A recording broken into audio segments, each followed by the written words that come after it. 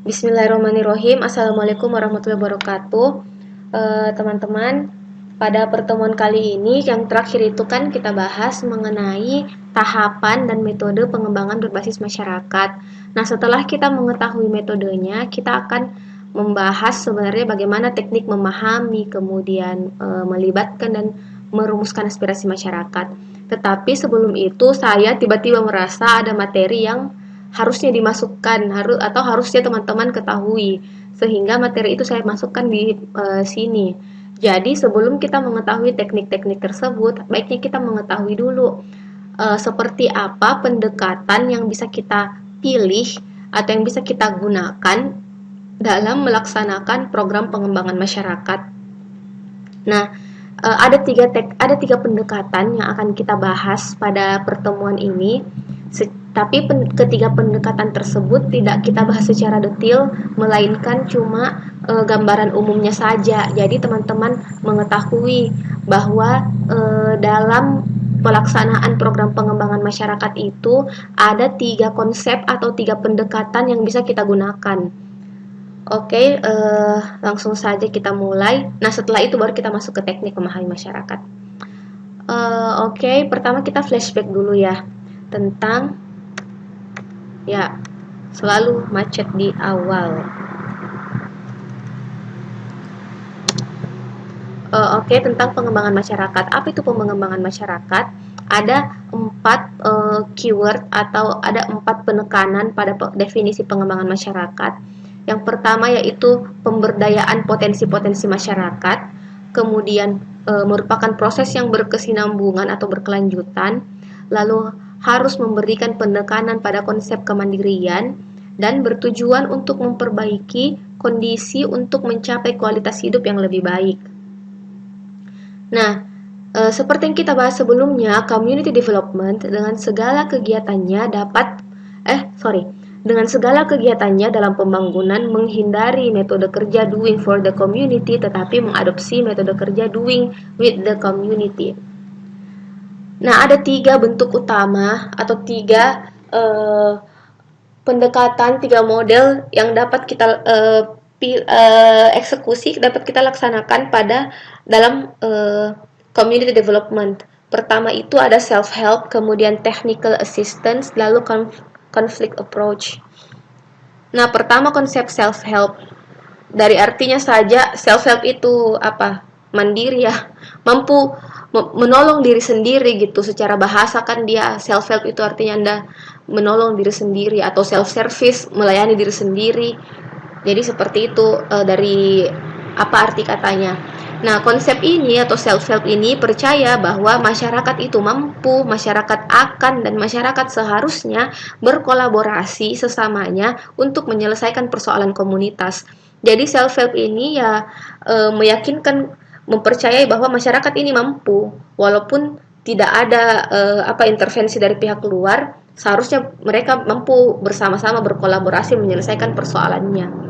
Kemudian, tanpa mempunyai komitmen akan self-help, komunitas bisa hidup sebagai tempat, organisasi, ataupun suatu kelompok minat, tetapi akan kekurangan kapasitas untuk bertindak mandiri secara efektif.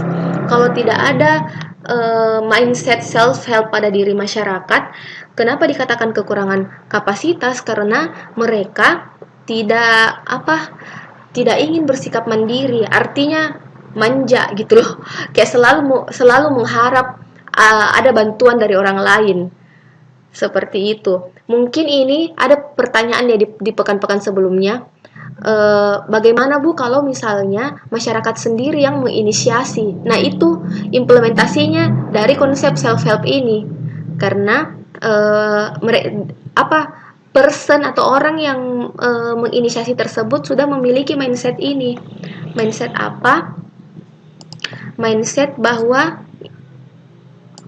masyarakat itu mampu gitu loh. Ya, sehingga kalau masyarakat mampu, mereka akan bersikap mandiri dan otomatis akan meningkatkan kapasitasnya. Dalam pengembangan komunitas, solusi terhadap persoalan komunitas haruslah dicari terlebih dahulu dalam komunitas itu dan kapabilitas sumber dayanya. Jadi sebelum kita mendatangkan intervensi dari luar, kita harus melihat dulu sumber daya lokalnya itu seperti apa, kondisi internal, kapasitas internal masyarakat, dan geografisnya itu bagaimana. Self-help melibatkan dua hal yang saling terkait. Pertama, perbaikan pada kondisi kehidupan masyarakat dan proses untuk mencapai perbaikan itu amat penting. Jadi yang ditekankan pada konsep self-help ini itu adalah pendekatan self-help tidak hanya menekankan pada apa yang dicapai oleh komunitas, tetapi yang lebih penting adalah bagaimana komunitas itu mencapainya. Jadi konsep ini mempercayai bahwa yang jauh lebih penting itu adalah bagaimananya atau prosesnya. Nggak kelihatan dong kalau highlight kuning di background kuning, ya pokoknya seperti itu. Jadi walaupun misalnya pada akhirnya programnya mungkin kurang berhasil, tetapi yang dievaluasi adalah seberapa berpartisipasi masyarakat, seberapa terlibatkah masyarakat, karena sebenarnya itu yang mau ditumbuhkan gitu loh, kesadaran masyarakat untuk berpartisipasi sehingga dicapai kemandirian. Nah, kemudian development in versus development of. Pendekatan self-help ini tidak hanya mengutamakan apa yang dicapai, hasil akhir dari suatu komunitas, tetapi yang paling penting adalah bagaimana hasil itu dicapai. Jadi, kalau development in kan pengembangan dalam apa? Pengembangan dalam komunitasnya kan ya. Maksudnya apa hasil yang dicapai. Nah, kalau development of berarti pengembangan pada masyarakatnya, sehingga pada pendekatan self-help ini yang paling penting itu bagaimana masyarakat berproses. Itu yang paling utama dievaluasi. Oke, kita masuk ke pendekatan yang kedua, yaitu technical assistance. Jadi secara umum merupakan ketentuan dari program-program, aktivitas-aktivitas, dan jasa-jasa untuk meningkatkan kapasitas masyarakat dalam meningkatkan kemampuan dan kepekaan mereka, itu menurut Wright di tahun 78. Jadi pada technical assistance ini menekankan bahwa semua bentuk dari luar komunitas yang diberikan dalam bentuk jasa keahlian, pendidikan, pelatihan, barang dan peralatan atau kegiatan pendukung lainnya. Kayak teman-teman lihat di sini ada pelatihan untuk membuat kerajinan misalnya, atau ada bantuan infrastruktur air bersih misalnya. Tapi kan ini masyarakat harus tahu bagaimana mengelola infrastruktur ini kan. Nah, yang seperti itu merupakan gambaran umum dari technical assistance. Jadi kalau secara bahasa dia ya pembimbingan atau bantuan secara teknis seperti itu. Nah, konsep umum technical assistance atau technical approach itu adalah asumsi bahwa masyarakat di negara-negara yang sedang berkembang, terutama masyarakat desanya, hanya mungkin melaksanakan perubahan dan pembaharuan apabila dimulai suatu tindakan, suatu intervensi dari pihak luar. Jadi, karena dianggap masyarakat desa mungkin lebih tidak aware dengan hal-hal yang baru, jadi mereka bisa saja stagnan pada kualitas hidup itu, sehingga dianggap masyarakat desa di negara berkembang itu membutuhkan intervensi dari pihak luar. Itulah asumsi yang mendasari pengembangan masyarakat dengan pendekatan technical approach atau technical assistance. Peran perencana dalam technical assistance, perencana itu harus menilai situasi lokasi berdasarkan informasi teknis terbaik, saya kira ini jelas. Kemudian memberikan masukan mengenai pendekatan yang layak dari segi ekonomi dan dapat dipertanggungjawabkan secara sosial untuk pengembangan masyarakat. Nah, kita masuk ke pendekatan yang ketiga, yaitu conflict approach. Pertama-tama kita mendefinisi dulu apa itu konflik sosial. Jadi konflik sosial itu sebuah perilaku yang mengancam dari satu pihak ke daerah, hak, kepentingan atau kebebasan pihak lain. Ya, jadi kalau ada yang mengancam pihak lain atau daerah lain atau hak orang lain atau kepentingan orang lain, itu berarti itulah yang akan menjadi konflik. Ancaman biasanya ditujukan untuk membatasi atau mengurangi akses satu pihak terhadap suatu sumber atau suatu tujuan. Jadi, misalnya kalian misalnya penggusuran lahan itu kan membatasi akses masyarakat untuk tinggal. Nah, itu akan menjadi konflik. Ya, atau apalagi? Ya, itulah kira-kira contohnya karena kita terbatas waktu ya. Nah, model operasi dari konflik sosial itu seperti apa? Pertama kita lihat di sini ada dimensi pada konflik. Nah, pertama, konflik itu merupakan perilaku yang mengancam, kan ya? Apa yang diancam bisa mengancam nilai-nilai yang ada di masyarakat, bisa mengancam tujuan, ya, dan bisa mengancam kebijakan-kebijakan. Nah,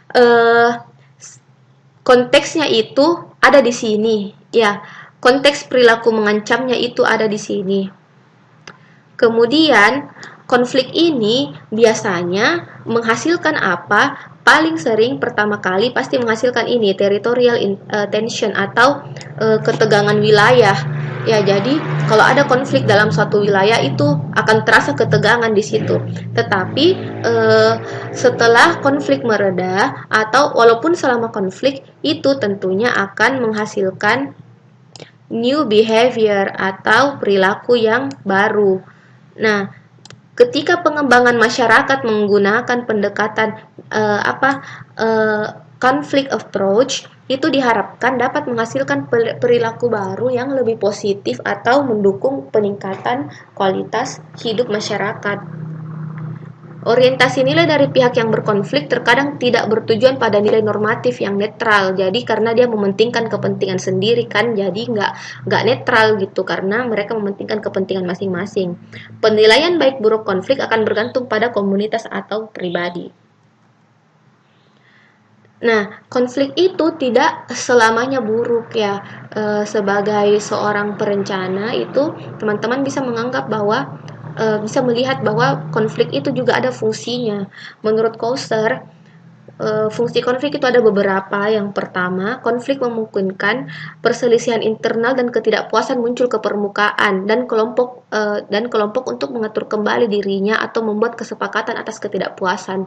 Jadi dalam suatu komunitas, kalau karakteristik anggotanya itu diam-diam baik, nggak akan ada perkembangan kan ya. Jadi konflik itu memicu apa yang terpendam, paham nggak? Memicu terungkapnya hal-hal ketidakpuasan yang terpendam. Nah, dari ketidakpuasan itu kita bisa mengevaluasi sehingga dicapai kesepakatan atas ketidakpuasan. Maksudnya seperti itu. Kemudian konflik memunculkan norma baru dari perilaku. Jadi karena kita mencapai kesepakatan, bisa jadi kesepakatan tersebut hadir dalam bentuk norma baru. Kemudian konflik memberi makna dari struktur kekuatan yang ada. Jadi dengan adanya konflik kita bisa melihat siapa struktur yang kuat itu ada di kekuatan yang dominan pada masyarakat itu ada di mana? Ada di struktur mana? Kemudian kaum yang lemah itu siapa? Ya, itu akan terlihat. Jadi struktur jaringan masyarakat itu akan terlihat bisa terlihat ketika adanya konflik. Jadi bisa kelihatan makna dari struktur-struktur yang ada di masyarakat. Lalu konflik menguatkan batas di antara kelompok-kelompok, jelas karena ketika orang berkonflik mereka semakin bersatu karena ada kesamaan nasib kan ya, sama-sama ditindas, sama-sama ingin menindas. Jadi konflik itu semakin membuat batas itu semakin terlihat. Konflik memunculkan persaudaraan di antara kelompok-kelompok terstruktur yang lemah. Saya kira ini jelas. Dan konflik dapat menjadi stimulus untuk mengurangi stagnansi. Nah, itu tadi, konflik ini menjadi stimulus supaya ada dinamika. Kalau ada dinamika, maka tidak stagnan, ya tidak diam-diam baik gitu. Nah, dari penjabaran tadi, secara umum kita bisa membandingkan ketiga pendekatan tadi. Ada pendekatan self-help, technical assistance, dan advocacy. Advocacy ini pada conflict approach ya. Agen perencananya kalau di self help dia berperan sebagai fasilitator dan edukator karena dia cuma mengedukasi saja tetapi masyarakat yang harus mengeksekusinya. Nah, kalau di technical assistant itu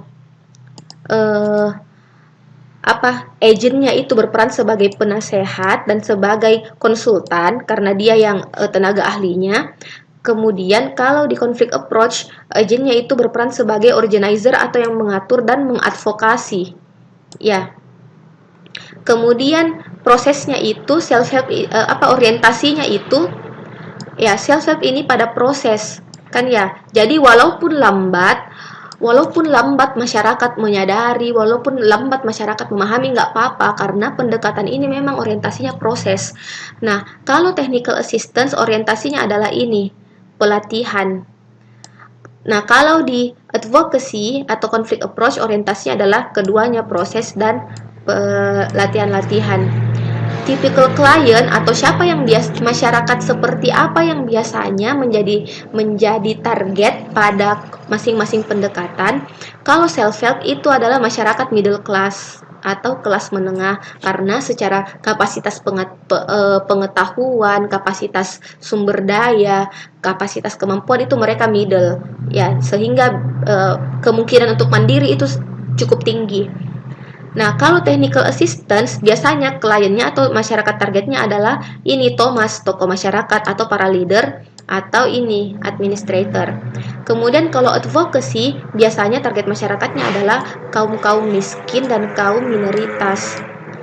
Kemudian bagaimana kita mencapai perubahan pada ketiga pendekatan ini? Kalau self help itu dia lama ya karena kita menunggu masyarakat mampu, sadar dan mampu. Tetapi hasilnya keberlanjutannya itu excellent. Kalau technical assistance itu cukup cepat ya, atau kecepatannya sedang-sedang, hasilnya juga ya cukup bagus. Nah, kalau advocacy kita mendampingi masyarakat, langsung advokasi masyarakat minoritas yang berkonflik, itu efeknya akan cepat, tetapi keberlanjutannya itu lemah. Saya kira itu yang bisa saya sampaikan tentang tiga pendekatan dalam pelaksanaan program pengembangan masyarakat.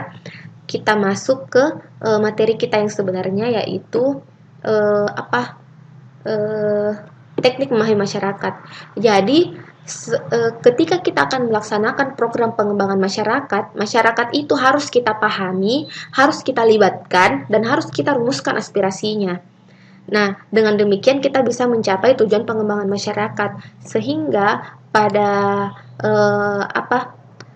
pertemuan selanjutnya itu kita akan membahas bagaimana teknik memahami masyarakat, melibatkan masyarakat, dan merumuskan aspirasi masyarakat. Nah, kita masuk ke teknik memahami masyarakat. Nah, memahami itu apa? Memahami adalah kita mengerti benar atau memahami benar menurut KBBI seperti itu. Nah, bagaimana memahami masyarakat? Ya, kita mengetahui seperti apa masyarakatnya, kapasitasnya bagaimana, sumber daya lokalnya seperti apa, seperti itu. Mengapa kita perlu memahami masyarakat? Bukan sekedar mengenalkan ya sudah tahu datanya gitu.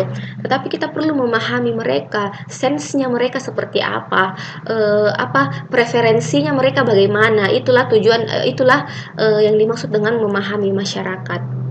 Tujuannya pertama, dengan memahami masyarakat, maka akan meningkatkan pemahaman terhadap masyarakat, itu jelas. Kemudian, dengan demikian, komunikasi dan interaksi terhadap dan kepada masyarakat dapat dilakukan secara tepat. Jadi kita nggak sekedar tahu data-datanya gitu loh, tetapi kita paham bagaimana kondisi emosi masyarakat, apakah mereka orang yang kolaboratif atau tidak, kooperatif atau tidak, apakah mereka cenderung menutup diri atau tidak. Nah, kalau kita memahami masyarakat, kita akan dapat menentukan langkah yang tepat dalam mendekati mereka atau membangun kolaborasi dengan mereka. Kepahaman terhadap masyarakat dapat meningkatkan kepandaian dan kehati-hatian dalam bersikap sehingga terhindar dari persepsi yang salah. Kalau Anda tidak memahami perasaan orang lain, ya, Anda bisa jadi salah menyampaikan maksud. Maksud Anda baik, tapi karena cara menyampaikannya salah, jadinya tidak tersampaikan niatnya. Kenapa cara menyampaikannya salah? Karena belum memahami lawan bicara kita, lawan main kita itu seperti apa. Lalu, dengan demikian, seorang fasilitator dapat diterima dengan baik sebagai anggota dalam suatu masyarakat. Saya kira ini jelas lah ya. Nah, ada 3 metode yang akan kita bahas bagaimana, atau 3 teknik bagaimana kita memahami masyarakat.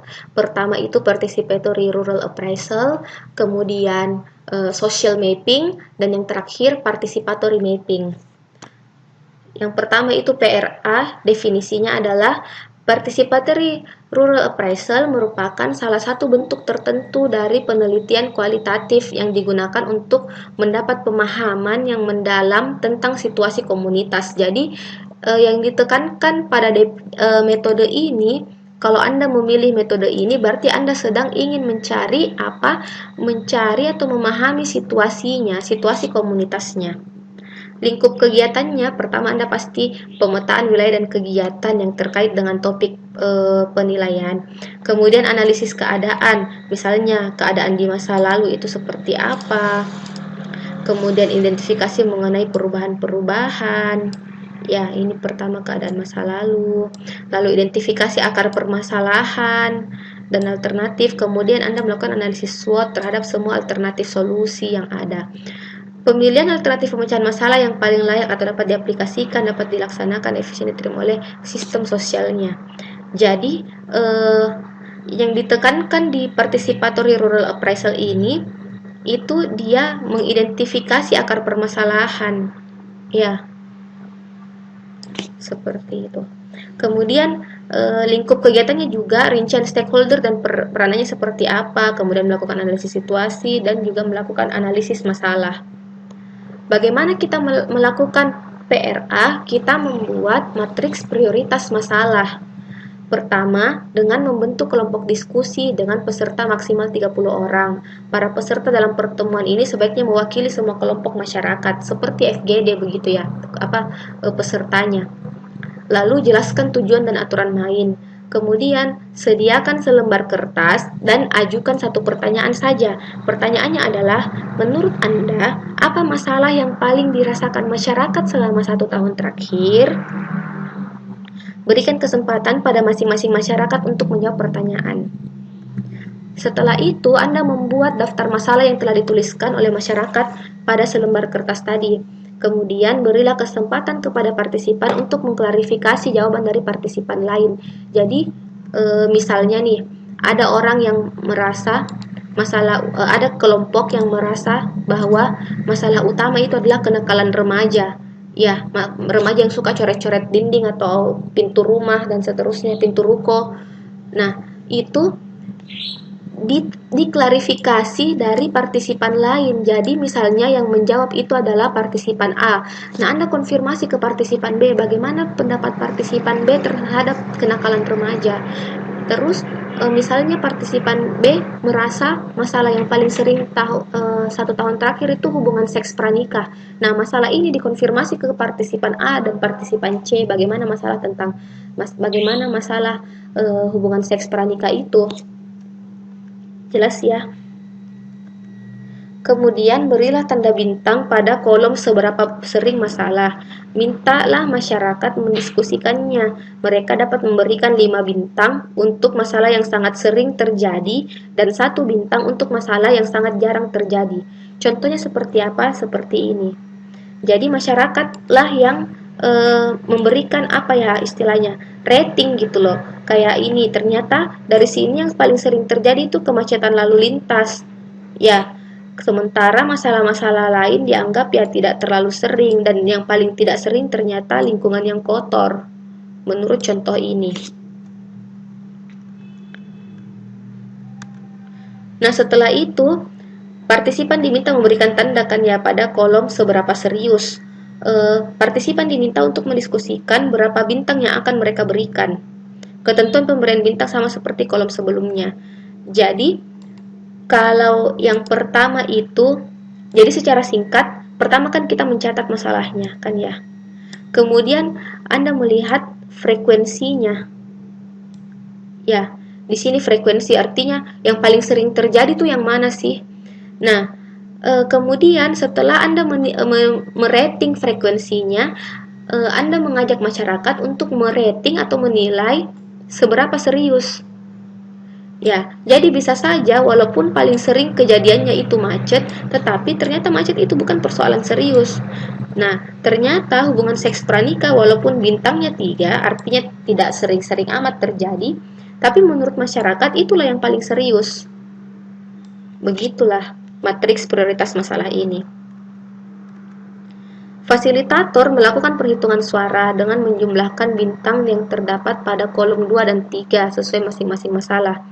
Dari penjumlahan bintang tersebut dapat diketahui masalah mana yang paling penting untuk ditangani.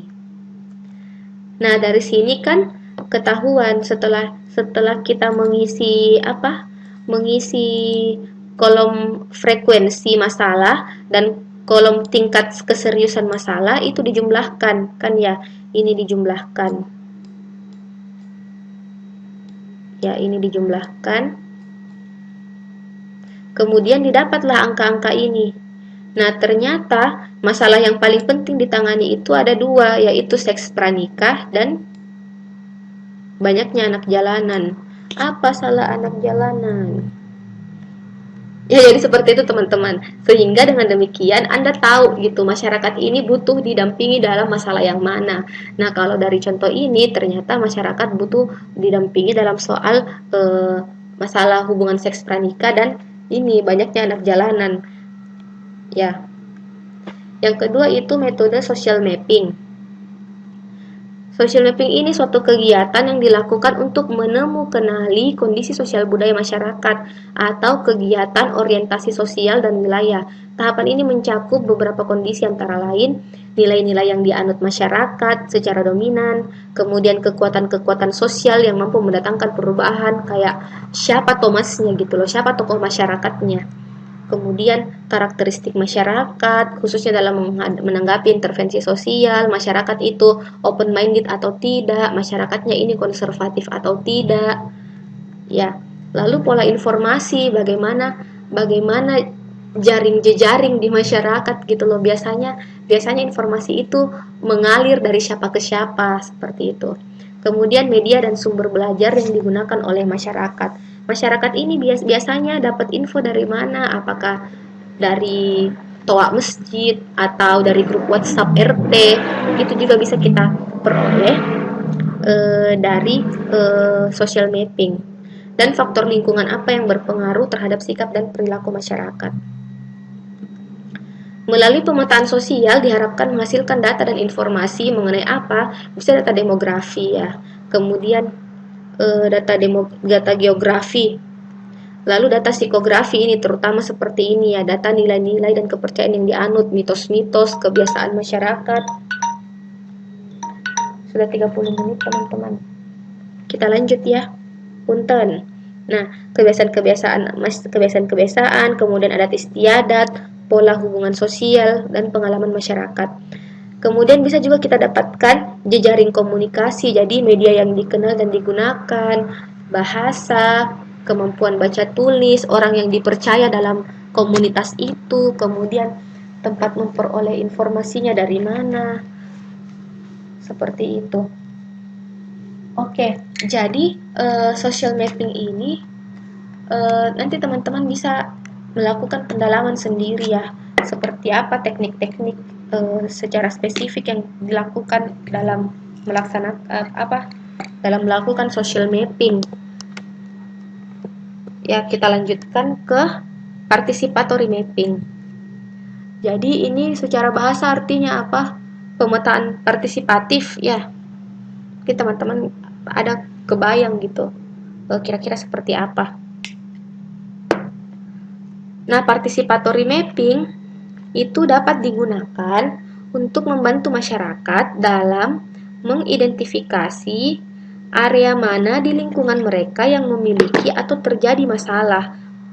Ya, jadi ya, serta potensi-potensi terkait dengan aset komunitas.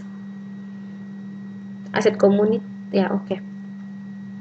Nah, dibutuhkan keahlian fasilitator dalam memancing partisipasi warga agar dapat terlibat aktif dalam proses identifikasi masalah. Jadi participatory mapping ini kita melakukan mapping bareng-bareng sama masyarakat gitu loh. Nah, itu sangat membutuhkan keahlian fasilitator. Keahlian apa dalam membantu masyarakat mengenali masalah di lingkungannya. Nah, nanti masalah-masalah lingkungan itu di lingkungan masyarakat tentunya itu identifikasinya atau notasinya itu akan dilakukan sendiri oleh masyarakat. Nah, bagaimana tahapannya? Pertama, membentuk kelompok diskusi ya, dengan mengundang kelompok warga yang mewakili beberapa RW. Jumlah pesertanya bisa sekitar 20-an partisipan. Kemudian Anda menjelaskan tujuan dan aturan main. Kemudian fasilitator meminta salah seorang partisipan untuk menggambarkan daerah mereka. Nah, contohnya seperti ini nih. Jadi, bahkan layoutnya itu masyarakat yang gambar gitu loh. Jadi betul-betul fasilitator cuma menyediakan kertas kosong aja. Ya, jadi bukan kayak kalian memberikan jaringan jalannya apa segala macam kayak peta dasarnya gitu dari kalian terus masyarakat yang mengisi, tidak seperti itu. Jadi nanti ya seperti ini fasilitator menyediakan satu kertas besar ya. Kemudian nanti ada orang ya, nanti masyarakat akan bersama-sama menggambar wilayahnya dan menunjukkan masalahnya di mana. Nah, fasilitator menjelaskan bahwa gambar yang dihasilkan tidak harus sama persis dengan kondisi sebenarnya. Kemudian fasilitator menambahkan bahwa partisipan lain dapat menambahkan bila ada gambar yang dirasa kurang tepat, misalnya kayak itu kan rumah saya nggak di situ, rumah saya sebelah sini samping rumah Bu Tejo misalnya, itu kan rumah Tejo yang di samping rumah Bu Tejo yang di samping masjid misalnya. Fasilitator harus mampu memotivasi masyarakat untuk berpartisipasi serta mengelaborasi penjelasan warga. Jadi misalnya warga nandain nih di peta, oh di sini tuh ada masalah jalan rusak. Nah, fasilitator itu harus mampu menjelaskan kayak, oh bisa Pak dituliskan jalan rusaknya itu seperti apa? Apakah jalannya berlubang atau atau jalannya kenapa begitu ya? Atau misal masalah yang lainnya, misalnya ada parkir liar misalnya. Nah, itu bisa fasilitator gali ketika participatory mapping sedang dilaksanakan, sehingga tidak hanya pemetaan spasialnya saja, tetapi masyarakat bisa menjelaskan lebih lanjut lagi tentang masing-masing masalah. Nah, proses saling melengkapi gambar akan berlanjut hingga para partisipan merasa bahwa gambar mereka telah cukup menggambarkan masalah yang ada. Jadi masyarakat itu akan bareng-bareng gitu, akan bareng-bareng mengisi atau menggambar peta wilayahnya beserta masalahnya. Sampai mereka merasa kayak, oh iya kayaknya masalah di RT kita udah ini deh, udah tercakup semua di peta ini. Nah, disitulah tahap participatory mapping selesai. Nah, contohnya bisa seperti ini nih. Nah, ini masyarakat sendiri yang gambar. Ya, selegenda-legendanya mereka sendiri. Nah, teman-teman, ada yang mau ditanyakan? Kalau ada yang mau ditanyakan, silahkan menyampaikan di kolom komentar. Kemudian, untuk kelompok yang bertugas, Anda diminta mencari studi kasus mulai dari materi teknik memahami masyarakat. Ya, terserah Anda pilih studi kasus dari metode apa. Jadi bukan studi kasus pada pendekatan program pengembangan masyarakat, karena itu kan materi tambahan saja. Jadi yang Anda carikan studi kasusnya itu terserah Anda mau dari metode PRA atau metode social mapping ataukah metode metode participatory mapping. Silahkan dirembukkan dengan dua kelompok yang bertugas. Oke, terima kasih atas alhamdulillahirabbil. Terima kasih teman-teman sudah mendengarkan sampai akhir sampai habis tanpa skip ya. Jangan lupa catatannya ditulis tangan dan diunggah. saya tutup penjelasannya ya. Assalamualaikum warahmatullahi wabarakatuh. Selamat pagi, siang, sore, malam. Bye bye. Annyeonghaseyo.